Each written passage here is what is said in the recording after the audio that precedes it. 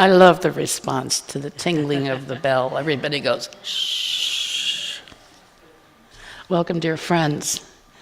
Welcome to our spiritual home, the Unitarian Universalist Church of Tarpon Springs. We are glad to have you with us. My name is Judy Pickett, and I serve on our board of trustees, and I am serving today as the worship associate. We are a church of many welcomes, and we offer a very warm welcome to all of you. This is a liberal church and community for all ages, promoting spiritual growth, social justice, and the arts. As such, ours is an active church, and everyone is participated to participate in any of our events. To learn more about events, check our church calendar on our website, uutarpon.org. Our children are with us during the beginning of the service at this time, and we have faith formation programming available with our gifted leader, Jami Cruz. Oh, there she is. Okay, good. And for those present with us in the building, we have connection cards that are in the pews near the hymnals. If you fill one out and put it in the offering plate or give it to one of our greeters, we will be able to keep in touch with you. And if you're watching us on Zoom or YouTube, you can send us an email at membership@uutarpon.org to get connected. There are also some small cards in the pews, in the slots. These are for joys and concerns. If you would like to share something with us, but don't want to come up and talk about it, you can fill it out, and I'll speak your words for you. Reverend Kristina Spaude will be leading the service today, and our music is provided by Katzen, Guthrie. Again, welcome. Oh, do I have to announce it?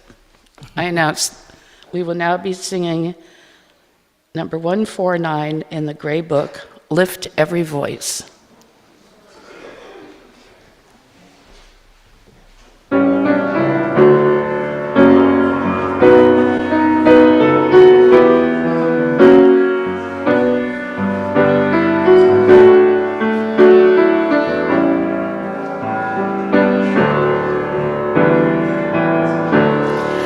Lift every voice and sing till earth and heaven ring with the harmony of liberty. Let our rejoicing rise high as the listening skies. Let it resound loud as the rolling sea. Sing a song full of the faith that the dark past has taught us. Sing a song full of the hope that the present has brought us. Facing the blazing sun of our new day begun, let us march on till victory is won. Stony the road we trod, bitter the chastening rod, wrapped in the days when unborn had died, yet with the steady beat hath not our weary feet come to the place for which our fathers sighed. Sing a song full of the faith that the dark past has taught us. Sing a song full of the hope that the present has brought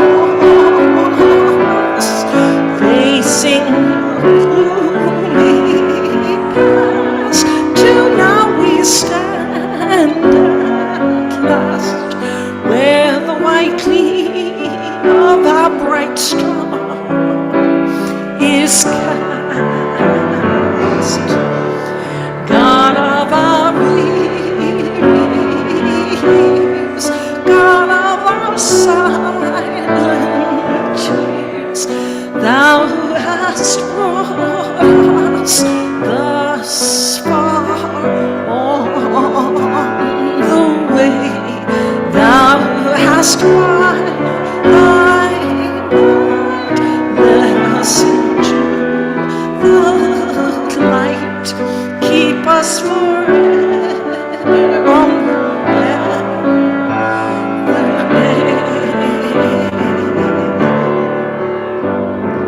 Lest our feet stray from the places, our God, where we met thee. Lest our hearts, drunk with the wine of the world, we forget thee. Shall beneath thy hand may we forever stand, true to our God, true to our native land.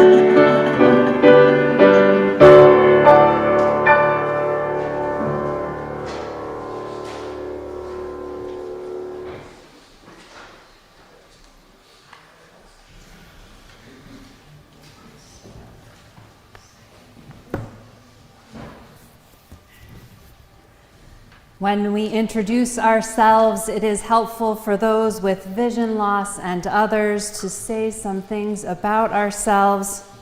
So I am the Reverend Kristina Spaude. I use she, her pronouns and am a white woman. I have chin-length curly brown hair, parted on one side with blue eyes. And here at the church, we want to acknowledge that we are on the lands of the Tocobaga and Seminole peoples. For our opening words this morning, I was asked to offer the invocation for the MLK birthday commemoration breakfast yesterday, and I decided that I would share with you those words for our opening this morning.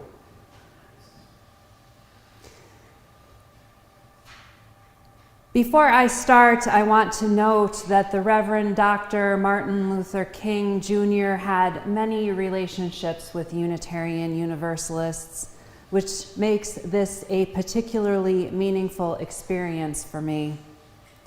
He had even considered becoming one of us for a time, but he and Coretta ultimately chose not to for a variety of reasons. One of the largest being that they wouldn't be able to build a mass movement of Black folks in a faith made up of people who have mostly looked like me. If you would bow your heads or assume whatever position is comfortable for you to join with me in prayer. Spirit of life and love, Spirit of justice and mercy, Spirit of many names, among which is God. We are gathered this morning before you as we honor the life and legacy of a remarkable man. May this food and our fellowship be blessed. Dr. King, you implored us not to sleep through the revolution. I'm sorry to say that some of us did nap, but we are awake now, awake again, awake for the first time. We have heard your call for people of faith to join you, and we are rising still. Your call has echoed through the decades. We are becoming creatively maladjusted. When you said that we will overcome, you meant today, tomorrow, and 3 and 10 generations from now. We know that the road is a long one, but that the arc bends but slowly when we make it. We are learning to do it together. The time is always right to do what is right, and so may we live out your legacy to build a more just world. May the food we are about to eat bless our bellies, that our bodies and our spirits be fed to continue on the road ahead together. In faith and service, we say, Amen. Come, let us worship together.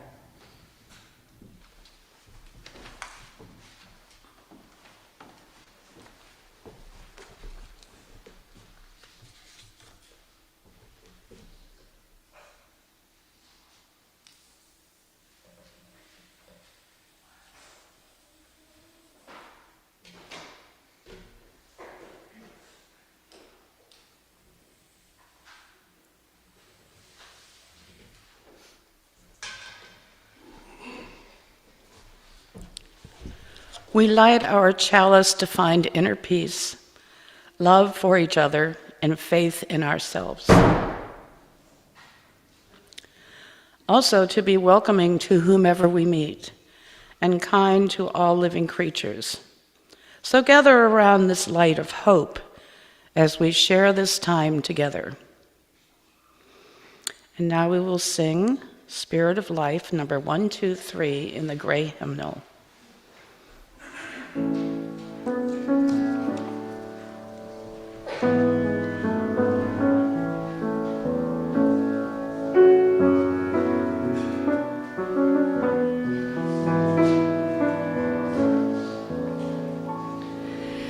Spirit of life, come unto me. Spin in my heart all the stirrings of compassion. Blow in the wind, rise in the sea.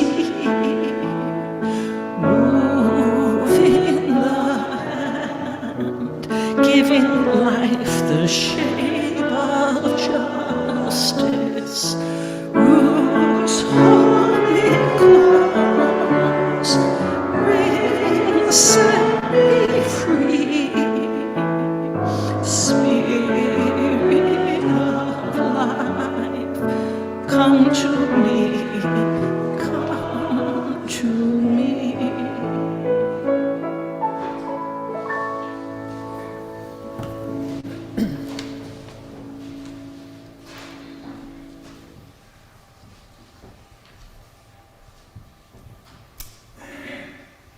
Our story today is The Year We Learned to Fly by Jacqueline Woodson and illustrated by Rafael Lopez.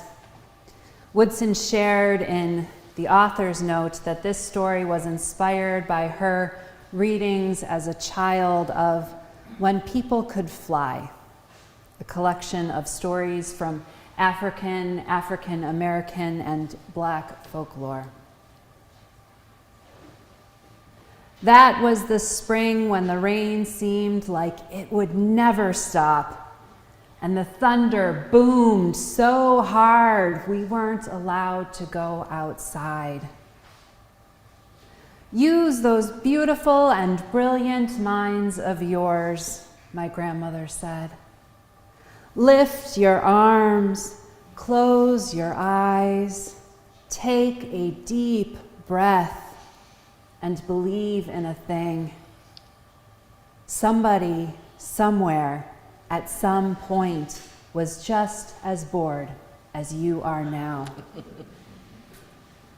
So my brother and I closed our eyes, and for a few minutes that first day, we weren't stuck in our apartment anymore.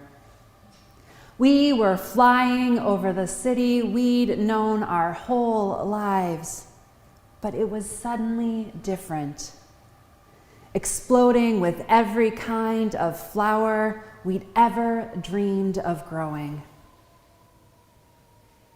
That was the summer we learned to fly, when my brother and I couldn't stop fussing with each other over whose turn it was to wash the windows, to feed the dog, to clean the kitchen. We fought and frowned and made silent promises to never speak to each other ever again. My grandmother said, "Lift your arms, close your eyes, and take a deep breath and stop being so mean about everything. Somebody, somewhere, at some point was just as mad as you are now. So we did. And as the soft wind took us out over the city and past the windows of kids who hadn't yet learned to fly, my brother and I reached for each other's hands, flying and diving and laughing and leaving all our mad far behind us. That was the autumn our rooms felt too big and lonely with only us in them and the darkness coming on so fast. But while we hugged ourselves against the too quiet of it all, we remembered that we didn't have to be stuck anywhere anymore. My grandmother had learned to fly from the people who came before. They were aunts and uncles and cousins who were brought here on huge ships, their wrists and ankles cuffed in iron. But, my grandmother said, nobody can ever cuff your beautiful and brilliant mind. So our people learned to fly, she said. They dreamed a thing and made it happen, closed their eyes and flew away home. Lift your arms, my grandmother said. Close your eyes and remember somebody somewhere at some point had to figure out they could fly. That was the winter we moved away from the building and the block and the friends we'd always known, to a street where the kids looked at us funny and didn't even answer when we asked them if they wanted to play. It's okay, I said to my brother. Somebody, somewhere, at some point had to figure out they were ready for any new thing coming their way. So like the people who came before us, we lifted our arms even higher, closed our eyes even tighter, breathed in even deeper, and flew the way we'd always known how to. Free as the aunties and the uncles and the cousins who'd come before us, free as our own beautiful and brilliant minds. For a long time, the kids on the ground watched us. Then one by one, they lifted their arms. One by one, they too learned to fly.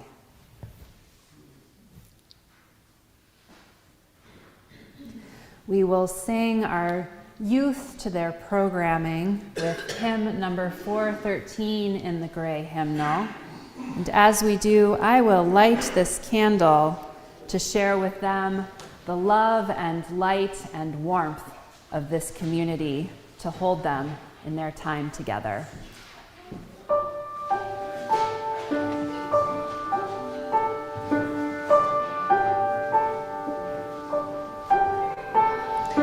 Go now in peace, go now in peace. May the love of God surround you everywhere, everywhere you may go. Go now in peace, go now in peace. May the light of God surround you everywhere, everywhere you may go.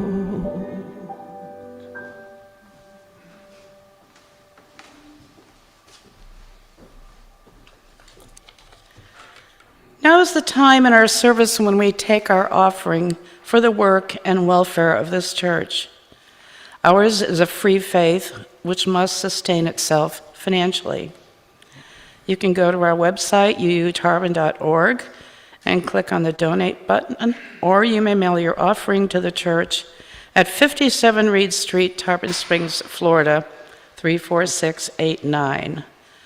For those of you with us in person in the sanctuary, please place your offering in the offering plates as they are passed.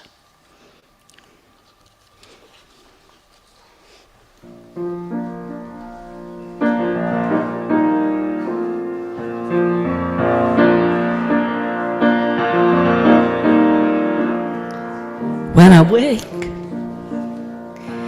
and the sun lights my face and the word holds me in its warm embrace, show me how to be all that I can be, and heal me back to love. Oh, heal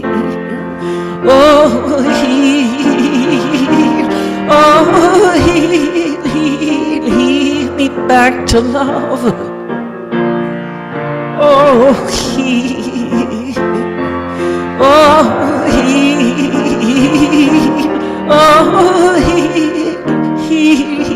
me back to love.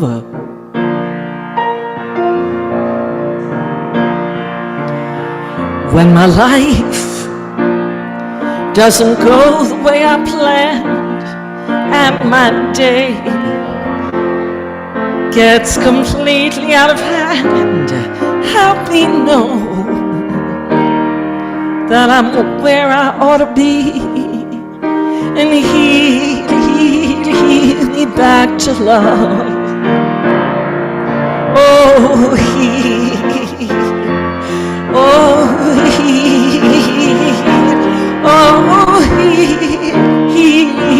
me back to love.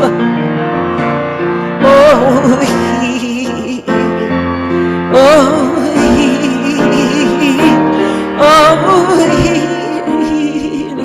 me back to love.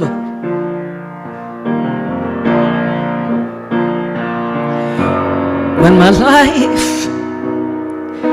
life has slipped away, and my voice no longer knows what to say, let love fill and mend my broken heart, and heal me back to love. Oh,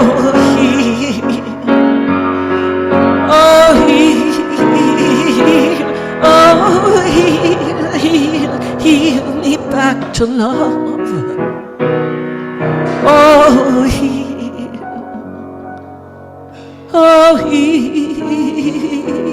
Oh, heal me back to love. Oh, heal me back to love.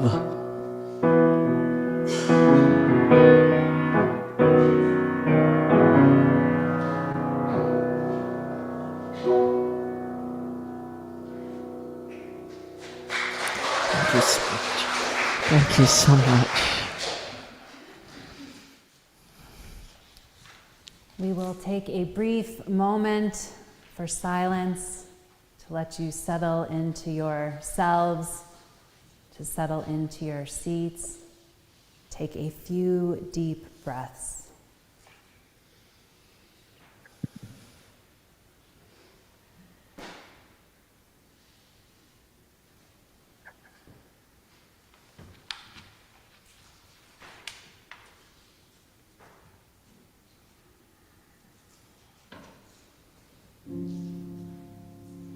Number 1040.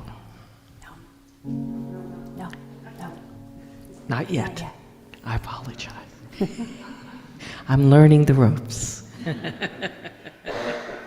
Soon. With bated breath, you will wait.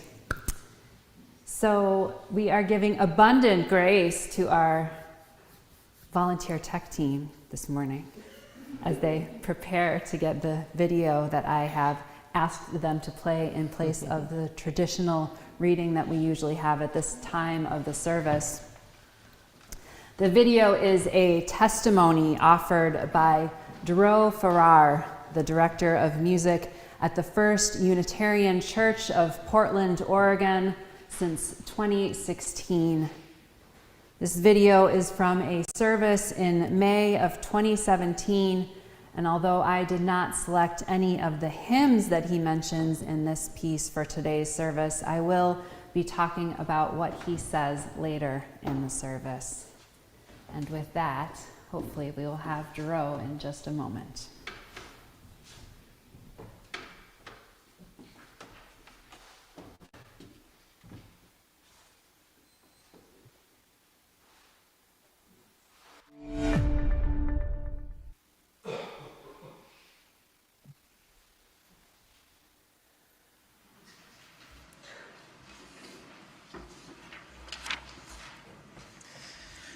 I am that I am. I am male. I am cisgender. I am queer. I am Christian. I am young-ish. I am a musician. I am black. Of these, there is nothing that you notice more than that I am black. Although that I am male might come close. There's nothing that excites you more than that I am black. Although that I am queer might come close. There is nothing that you are more fearful of than that I am black. Although that I am Christian might come close.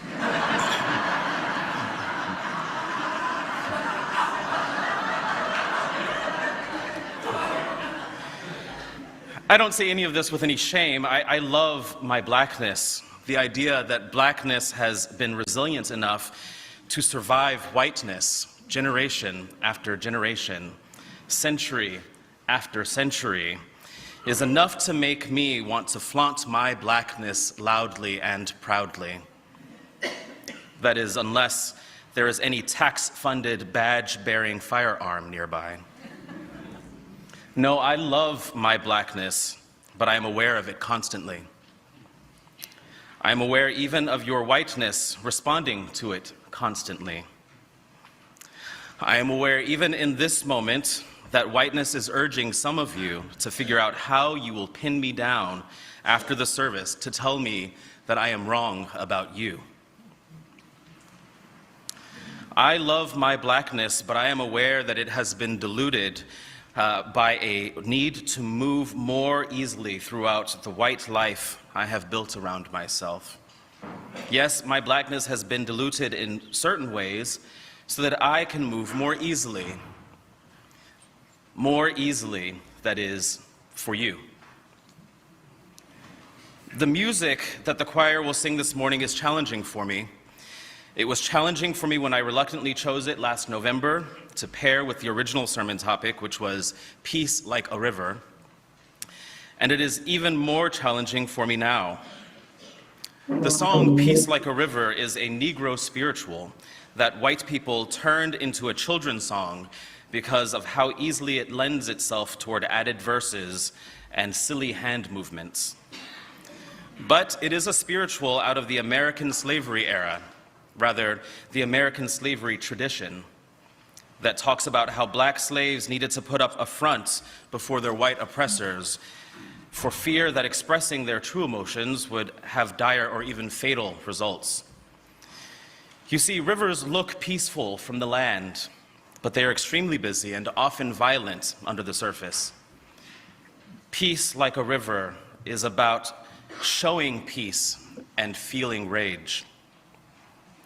Mac Wilberg is a white Mormon arranger who has set this piece absolutely beautifully, but in a way that clearly demonstrates he doesn't get it. And in Come in Peace is extraordinarily well written and really fun to sing. However, it is written by a white Canadian man, Brian Tate, who has made his entire living by imitating black and brown music for white use. I fully realized that programming this music was my choice. But I also realized that I could easily hide, knowing that you wouldn't have known any of this if I didn't tell you. Further, part of my job is to spend your money tangled in white expressions of fear and scarcity mentality very carefully. And sometimes that means choosing the piece that is already in the library over purchasing something more ethically secure. Indeed, you did just hear me suggest that a common function of whiteness is choosing financial security over ethical security. Now, none of this should discourage you from enjoying the music this morning. Again, it has been skillfully crafted, and the chalice choir has worked very hard to prepare it so that it might bring added meaning to your worship. However, when I enter this white space, these are the sorts of things I get to sit with and wrestle with, while most of you are able to sit and remain oblivious, and contently so. When you ask me what white privilege is, I would say it is this power you have to not notice. When you ask me what white supremacy is, I would say it is this power that you have to be angry when I notice. Just a few more weary days and then I'll fly away to a home where joy shall never end. I'll fly away. Oh, I'll fly away. Oh, glory, I'll fly away in the morning when I die. Hallelujah, by and by. Oh, I'll fly away.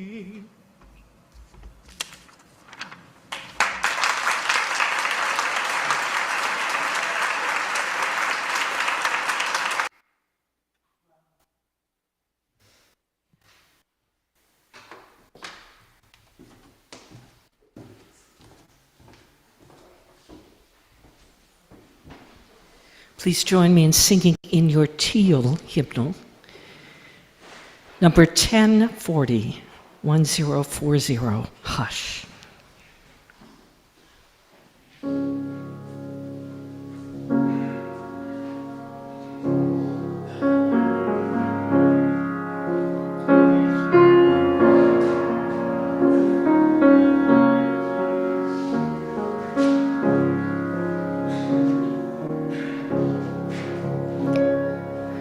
Hush, hush, somebody's calling my name.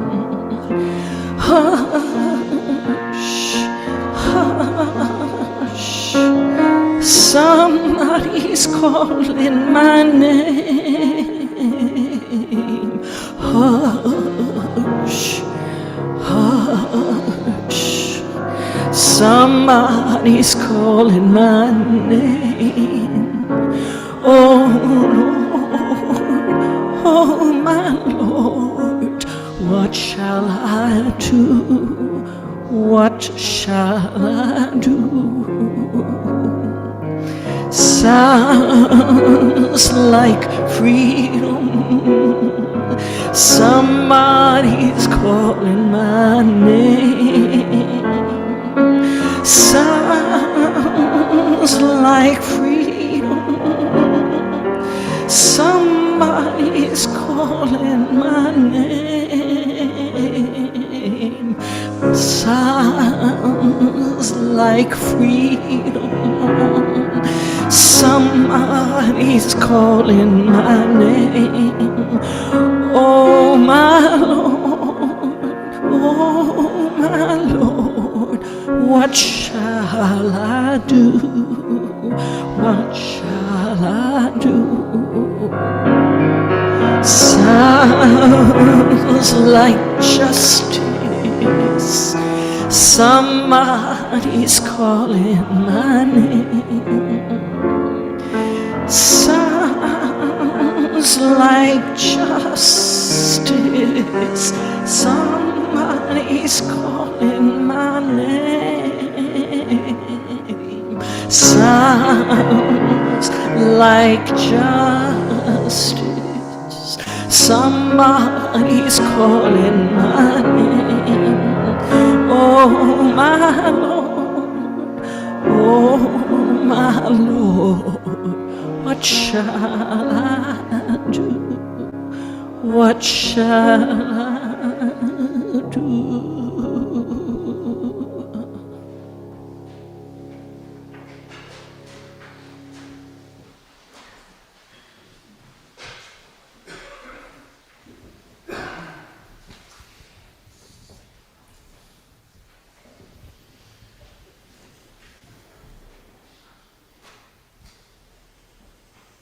Issues of social justice have always been at the heart of our faith as Unitarians, Universalists, and now as Unitarian Universalists.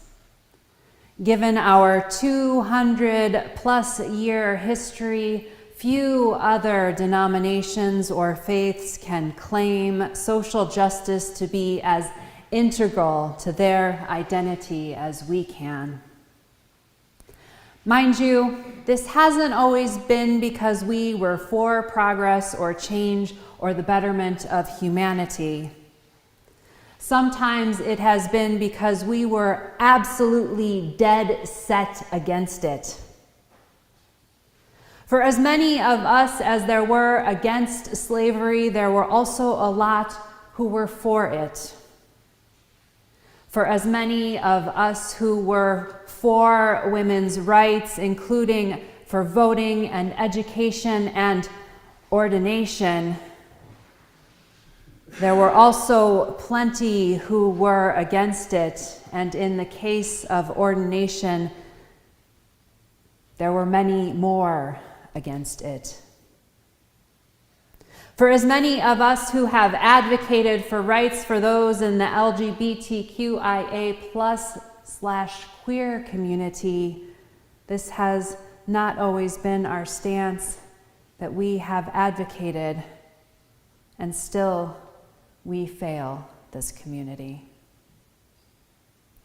Perhaps you have heard the stories of what many might call our greatest heyday during the civil rights movement. Our small faith had 2 martyrs in that time, just weeks apart in 1965. The first was the Reverend James Reeb. Ordained as a Presbyterian minister, he became a Unitarian in 1959 when he began as the assistant minister of All Souls Church in Washington, D.C. In 1963, he moved to Boston to work with the American Friends Service Committee.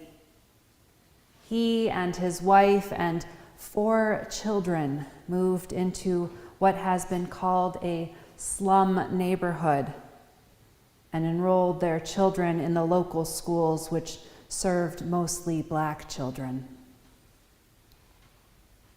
Reeb was horrified by the news and the TV coverage of police attacking demonstrators in Selma as they attempted to march across the Edmund Pettus Bridge in 1965, a day often referred to as Bloody Sunday.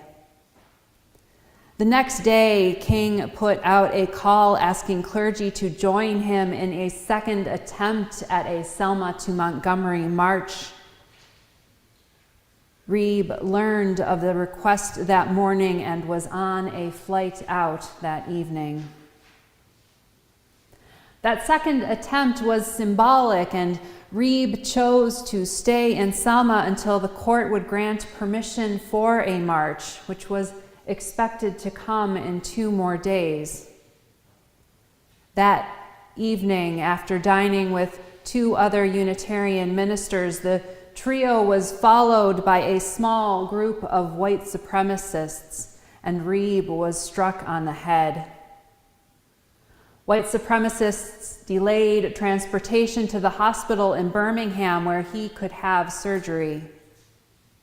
While he was en route to the hospital, King called a press conference and asked people to pray.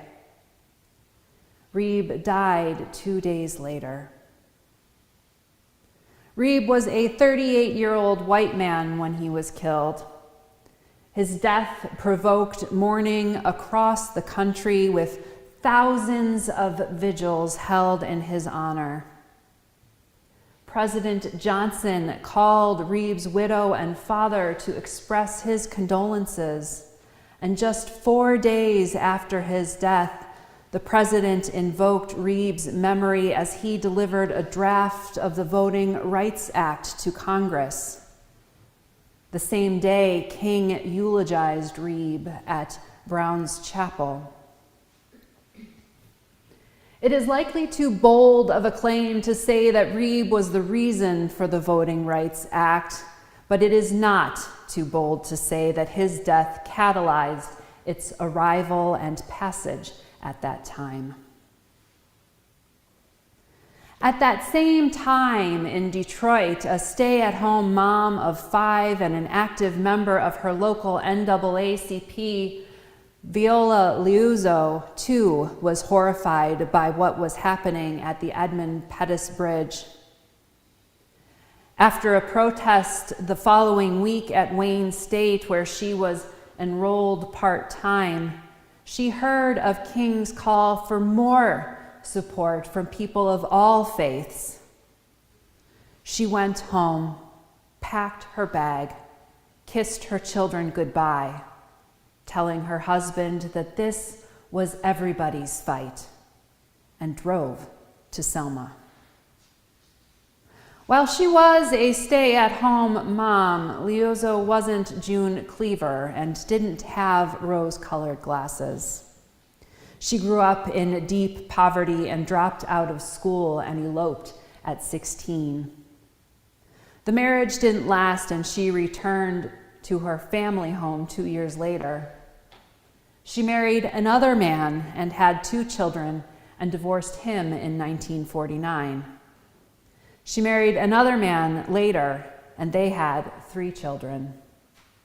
At that time, of course, her decisions to divorce were remarkable. And in protest of Michigan's law that allowed children to drop out of school, something about which she had experience, she removed her children from public schools and homeschooled them for 2 months. She was taken to court, where she pled guilty and was put on probation.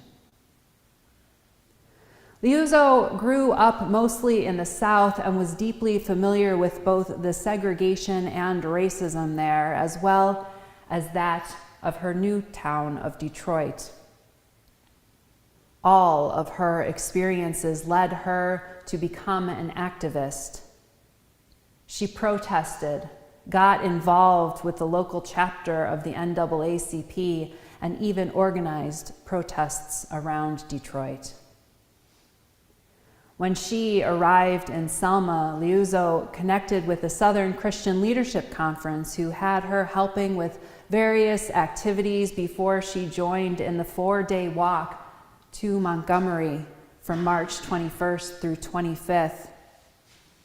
After arriving in Montgomery, Liuzzo was shuttling other marchers back to their homes that night when a car with 4 Ku Klux Klan members first tried to run her off the road and later pulled up beside her car, and one of the men shot her in the head, killing her instantly. Her passenger, a 19-year-old black man, survived the car crash that followed her murder. Liuzzo holds the dubious distinction as the only white female protester to die in the civil rights movement. Her story at the time was slandered by a smear campaign run by the FBI and specifically J. Edgar Hoover. The Reverend Dr. Victor Carpenter recounted in an interview for The Arc of the Universe is Long, published in 2007, "We were really doing something. Suddenly, some people actually thought we were dangerous. Our phones were tapped. Moles were in our congregations. Very few ministers can complain about moles being in their congregations these days. But we were on the cusp. Now I talk with these kids who have never heard of it. I mean, they look at me in astonishment. You mean we UUs did that? Yes, we did." Whitney Young is another UU whose name gets mentioned regarding his role in the civil rights movement.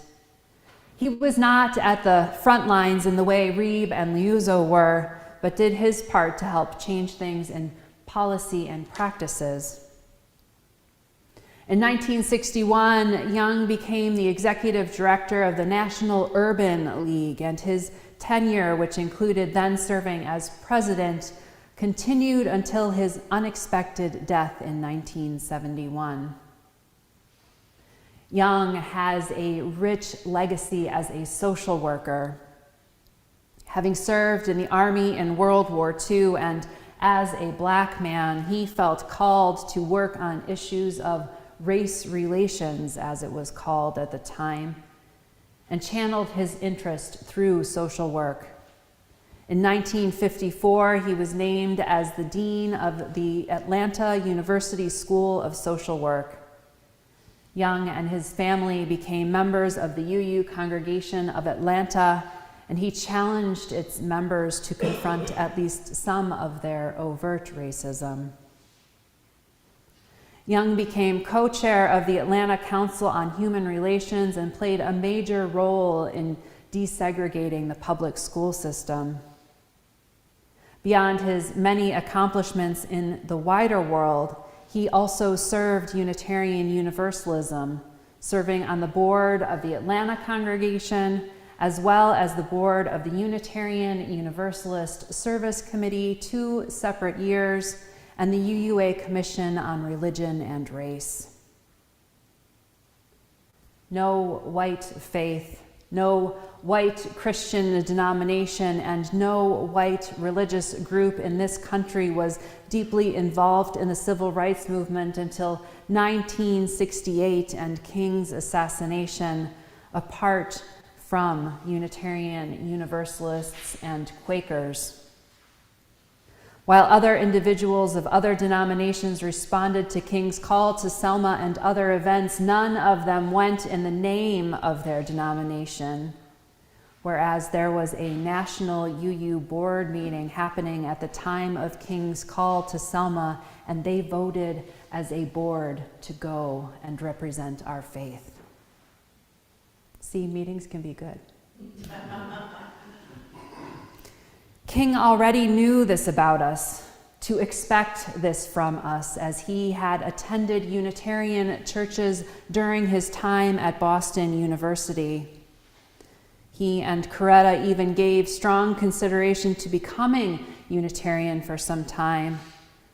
When he was invited to offer the Ware Lecture in 1966 at our annual General Assembly, which he titled, "Don't Sleep Through the Revolution," he was speaking directly to us as UUs, among the gathered body, friends and colleagues, some of whom he had known for well over a decade. There were several reasons they chose not to become UU, one of which was King's eventual difficulty with liberal religion.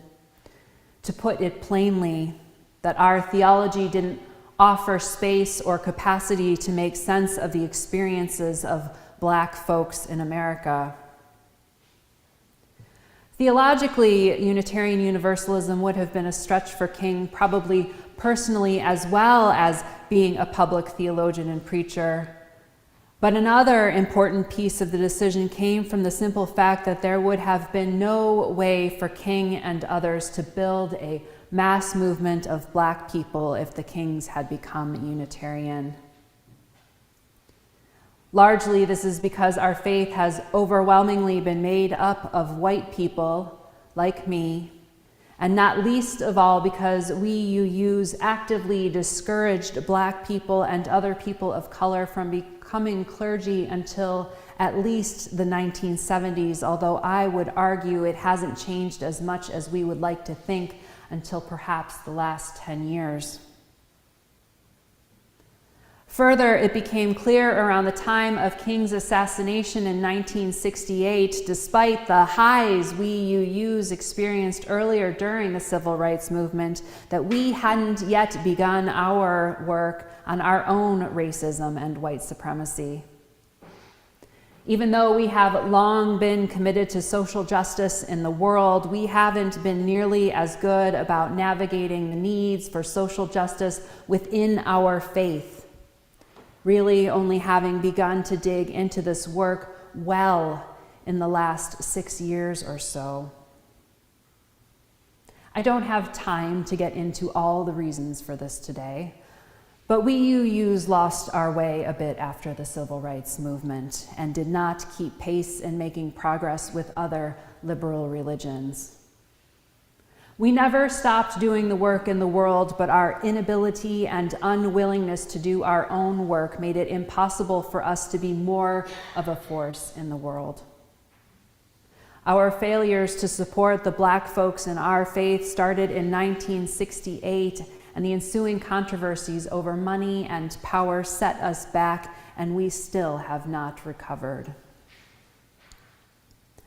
The rupture with funding and the lack thereof disheartened many, and while many Black folks and other people of color were drawn to Unitarian Universalism because of the work that we had become known for doing during the Civil Rights Movement, people found our culture and our polity again and again to be challenging. The inability to take responsibility for or be held accountable for the work we so badly needed to do ourselves resulted in many leaving our faith. For those who stayed, their hearts weren't always in the work, and for those whose hearts were, there were other resistances to doing it. It was in the spring of 2017 that the UUA hiring controversy erupted, in which a white man was selected for a leadership position in the southern region over a Latina woman who was also, but differently, qualified. The situation led to pushback from lay people and clergy, Black, Indigenous, and other people of color who are often referred to in our faith as BIPOC, as well as those of us who are white, insisting that the UUA review their hiring practices. So it is no coincidence that the video from Duro is from May of 2017, as BIPOC leaders, especially Black folks, prepared for a white supremacy teach-in and the promise and the practice materials for congregations to begin leaning into their own work. Lifting up these conversations was every choice made about congregational life, including elements used for worship. Since then, choices in music and written word have been a topic of ongoing conversation among leaders. We ask ourselves why we choose something, how we present it, who presents the work, and other related questions. Every time I lead worship, I am asking myself these questions and have been very intentional about my own choices. And recently, my opinions have changed some. As Duro noted, there are songs and, of course, other pieces, readings and poetry and others that can be fraught for sharing for a variety of reasons. Like many other congregations, this one has a lot of people who are white like me. We make up a Venn diagram of people who are both white and Unitarian Universalist, and neither group has a great history of understanding cultural appropriation or the pain and difficulty of using works created primarily by and for Black folks or other people of color. Of course, I do not want to perpetuate this. And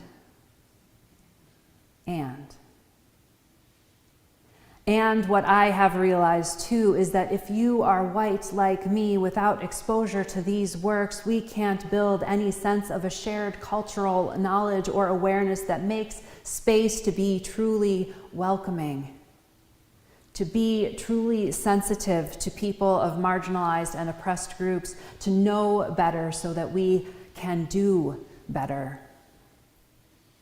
While we have long been proud of our social justice efforts, please do not assume, remember, that it is because we have always done good or right. But what we are witnessing in what is coming up on 6 years now of our faith really leaning into doing its work in a meaningful way is that we are finally doing what I believe is the best that we can do. Trying. Again and again, messing up until we get it right or better. Near the end of his Where lecture, King said that he did not despair of our future as Americans and enumerated ways that Black folks in particular and those who ally with them will overcome all the challenges yet to come. He said, with this faith, we will be able to hew a mountain of despair into a stone of hope. We Unitarian Universalists lost our way, but we are on the right track again. And as my grandfather used to say, it is not the speed, but the direction that helps us track our progress. May we become re-grounded in our radical legacy, lifting, centering, and being willing to be led by those who can show us the way and do the work that needs to be done so that we can finally move forward as the people we so very much want to be. Remembering who we have been, may we realize who we yet can become.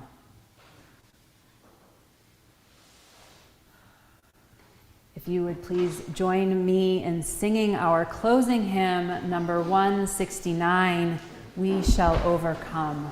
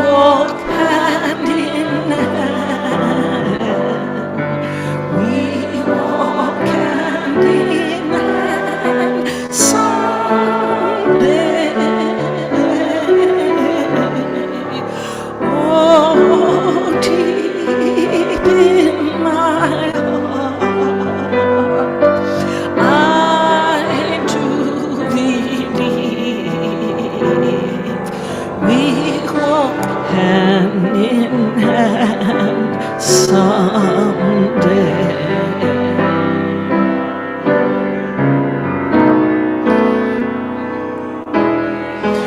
We shall all be free. We shall all be free.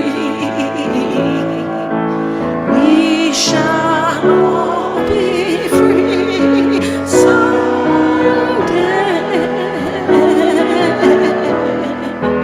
Oh, deep in my heart, I do believe we shall all be free someday.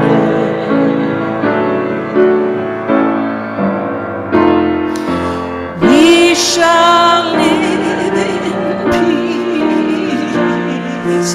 We shall live in peace.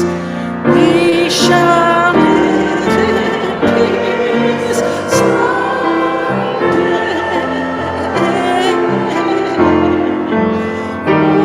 Oh, deep in my heart, I do believe we shall live in peace someday.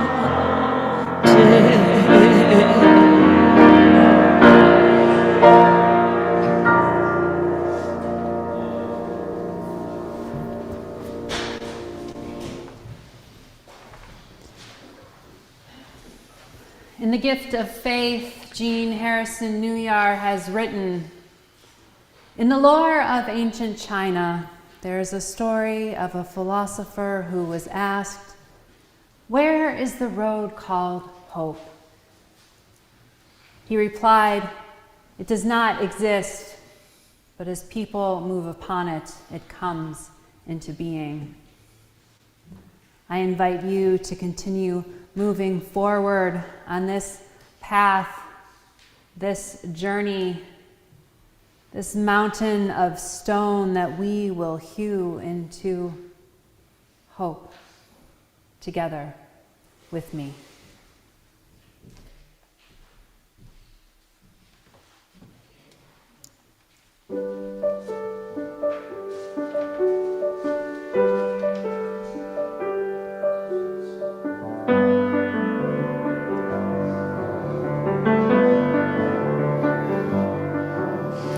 These are the hands, this is the voice, to celebrate the goodness of love. I lift up my hands, I lift up my voice, to celebrate the goodness of love.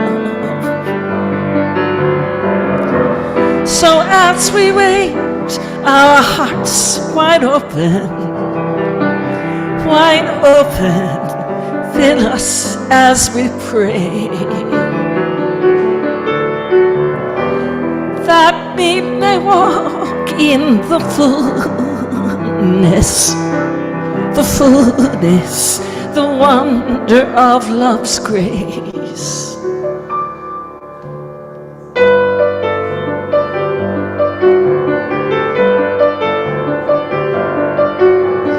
These are the hands, this is the voice, to celebrate the goodness of love. I lift up my hands, I lift up my voice, to celebrate the goodness of love. We hear your voice in the silence, a whisper sweet and clear. And it is then that we discover we discover love's presence ever near.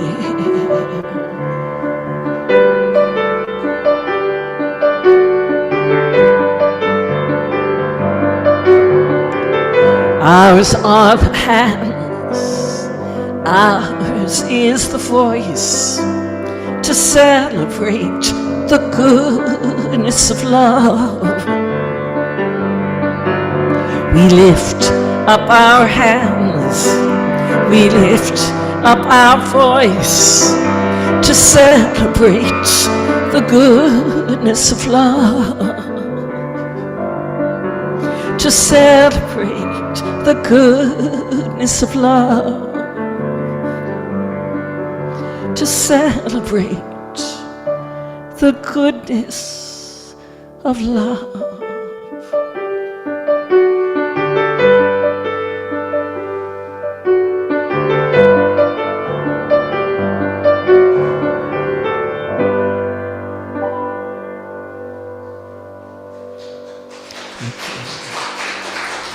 Thank you so much.